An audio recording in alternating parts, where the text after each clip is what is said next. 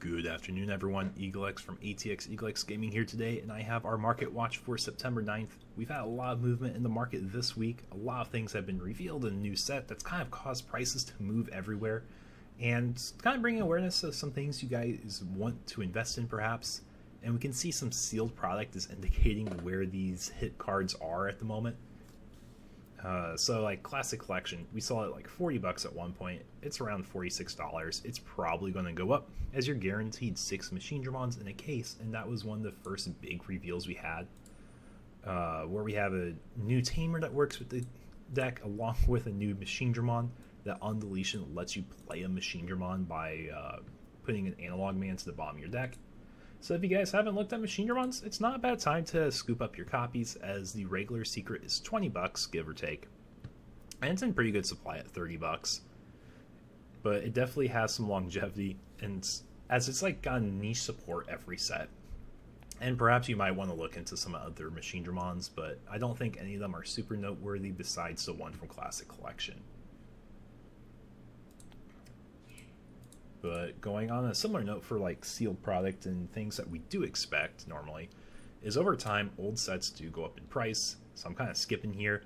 1.0 is up to $170 a booster box. Cases are around $3K or $250 a box, which is the premium you have for a sealed case. If you guys don't have stuff from this set that hasn't been reprinted, I would definitely look into scooping it up. But also, you could be optimistic waiting for a reprint, but unless we see it confirmed, I don't believe in reprints normally.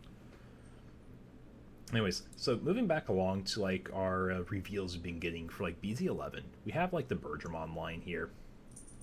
But then the next thing that people got really excited about had a little bit of Shoutmon stuff with the Z Greymon reveal. But then there was a lot of hype when we saw this black line, the Coromon, the Mel Greymon X antibody. And most impressively, this Black War Greymon that lets you go, or Black War Grey X that goes over your Black War Grey for 2. And then you really just put on some Tamer hate and board control in general. And so I want to bring up Black War Greymon. It's not only a good card for next set, but it's a card that you can look in long term. Next set, you can try using it to counter cross decks. However, there's a lot of Tamers, so it's hard to control them all. But it's just a thought for next set and thoughts for future sets, because this is definitely the best Black War Greymon we have at the moment. You could consider the secret, you could consider the promo, but I wouldn't strongly look at them as much as I would this one, since it has the most powerful effect at the moment. But we could also see a new Black War Greymon as well in this set. And next, not a lot of people gave it a lot of thought, but there is a Hercules Kabuterimon X antibody. That's when digivolving, if you have Hercules or X-Ante in the sources, return one of your opponent's suspended Digimon to the bottom of the deck. So I looked at the Hercules Kabuterimons we have. We have the starter deck one, which is Digiburst 2 to suspend something. Or if you're running like a green hybrid engine, I think this one could actually be pretty decent if you have a Tamer in play, suspend one of your opponent's Digimon for 3. After you do the hybrid climb, it's like 4-5 fish memory. Go into the promo one here, and then you could end up on the X-Ante Hercules Kabuterimon to bot deck the thing you just suspended with this digivolving effect. But the starter deck one is also a popular one people are looking into. Then we saw a new Lady Devimon, and we saw the announcement of our first SR Tamer, the Mireille Tamer. Just start a turn, gain a memory, and then if you go into an Angelomon or Lady Devimon, you can suspend her to drop the counterpart or another Lady Devi or Angelomon. So then people started hyping up the Mastamon line, especially the box topper from EX2. You got Star Deck still, they're readily available, and they have the key cards you need for the deck. Unless you want to go for the max rarity box topper, which I think is actually getting another alt art, I would probably stay away from investing in anything besides starter decks if you don't have them yet. And we saw a little bit of the yellow side of it. And then something I think is always neat is seeing how they support old archetypes. We see Justimons getting even more support. So I think there's only one arm piece missing from Justimon. So if you don't have these, I would definitely scoop these up, as I think it's a good long-term card at this point. If they're going to keep supporting a deck, it will be decent at some point, kind of like what they did for X Antibody. Similar to what they're doing for Machinedramon. They're giving it lots of support until it's viable and playable. And I think Justimon is going to be that next category we can look at. But then we saw the most hyped up part of pretty much everything lately that's caused the biggest market movements is the Ulforce line here. We saw the Vidramons, we saw Ulforces, Aero Vidramons, but then we saw our first secret tamer being the Rena. On play, one of your Digimon, Vmon, or Vidramon gains blocker and evade until the end of your opponent's next turn. Which, pretty solid keywords you get right off the bat. But then, when the Vidramon and its name is suspended, you may suspend this tamer to trigger one of the Digivolving effects. Well, this is where people were looking even further ahead, and immediately in Japan, people started pointing out the Ulforce and Vidramon Zero line. If you have a substantial amount of cards in trash, you can loop the when Digivolving of placing 3 non-egg cards from Trash Bomb your deck to unsuspend this and a tamer. So when you unsuspend yourself and a tamer, being the Rena, you can loop the when Digivolving effect again, and it's caused this promo to spike from 70 cents going up to a few bucks, or a buck or two, give or take. So really big return for people who got them while they were dirt cheap, and something I would consider getting probably 2 of just for the future. Or if you open, I think it's like a BT8 box, you also get 1 as a box topper.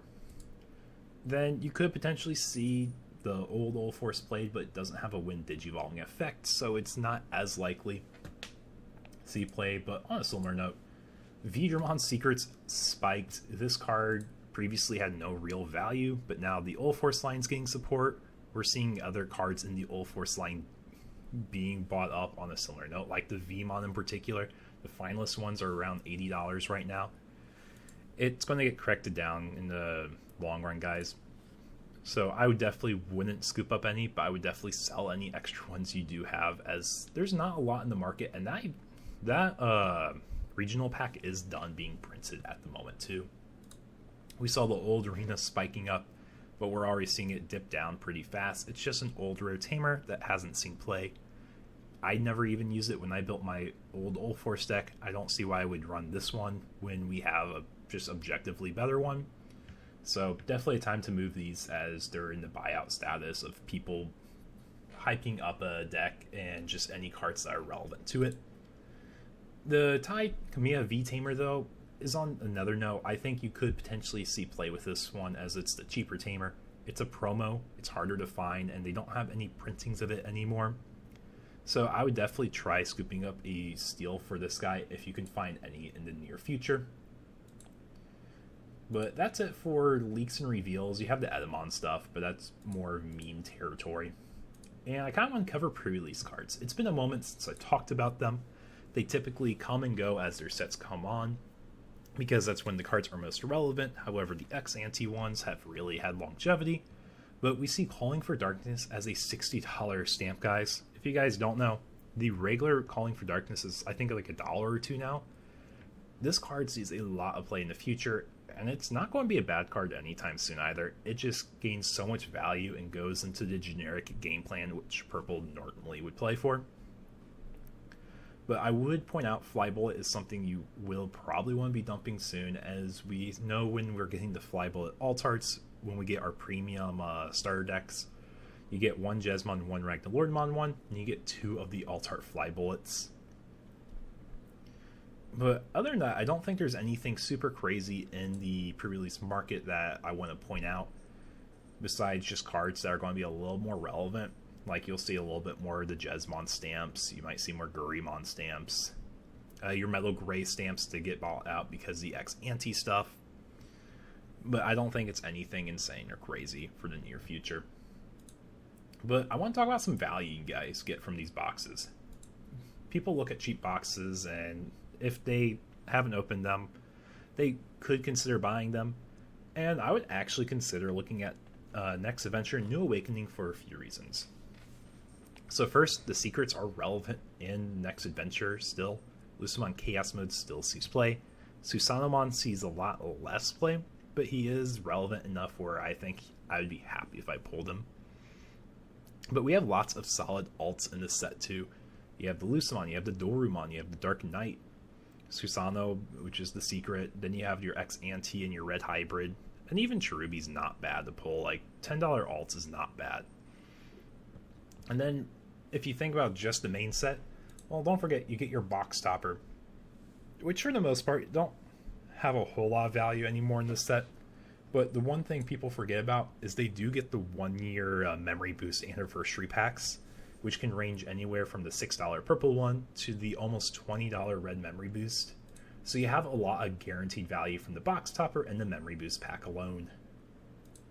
So that's something to consider with Double Diamond next adventure. Similar note, New Awakening has really solid alt arts. The secrets, they're more hit or miss in this set, but I think the alts and your average SR are actually pretty good. You got Ophani at almost $10, Chimera almost $10, Magnamon $10, Blackwood Gray roughly $10. And then like your alts on average are on the higher dollar side, being $15+. And not to mention, like, people are investing in Hawkmons for the red purple Imperial line. People are holding on to Rapids, hoping Terriermon becomes more relevant. We got the lackluster secrets, you got the creepy, you got the paladin. And then like you do have the really low end Digimon alt art. But on average, things are solid, and you're starting to see a lot of the rares are actually gaining value. In particular, the rare that's gaining the most value is the Metal Greymon. I think he is on the first page here. It might have been second page. Metal Greymon's like a $2 rare. And Hero's roughly a $2 rare, same with Flame Hell Scythe. And the Lydramon. It's like, there's a little bit more value than people realize in this set. And then the box toppers, they're a lot more volatile. Davis Ken and Kari are the good ones. The others are typically less than $1. Cody's okay. And now, just looking ahead in the future, we see Bloomlorm has actually been seeing more play. And it's starting to overtake Cross a bit, but Cross is still a super strong deck.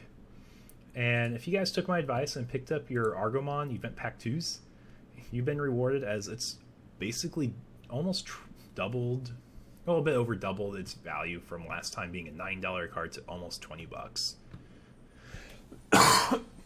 But if you like your next to max rarity, the Digifest ones are available in pretty good supply. You got 19 of them. The regular ones are about $1. You pay the extra 20 cents, you get them foiled. So just be on the lookout for this card in the long run also. Similar with Blossomon, it sees some play in Bloomlord. It's not a guaranteed 4 of, but it's like a 1 to 2 of in some builds. It could be a 4 of in others though. And then I like covering Death X's. It's one of the cards that punishes Cross for overextending a bunch of tamers. If you don't have the secret, I would definitely look at getting them sooner than later, as I expect them to keep climbing in value. Similar with Defeats, as it's a way to interact with tamers. And last but not least, do you guys know this Wizardmon's almost $20? The one that came in the X-Record update pack. I thought that was interesting, as you don't really see a lot of play besides Beelzemon decks. Well, anyways, guys, if you enjoy this content, don't forget to like, comment, subscribe. With that being said, take care, y'all, and have a nice evening.